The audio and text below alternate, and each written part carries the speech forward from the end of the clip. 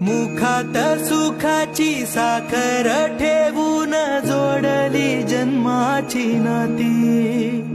रामाच्या रूपात जपला माणूस मारुती रायाची छाती, वाघाची लिलानी कपाळी टिळा तू जेडंधारासाठी,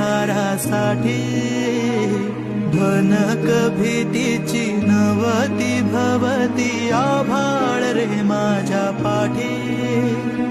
देऊन किनारा मनाच्या होडीचा सारंग हरवला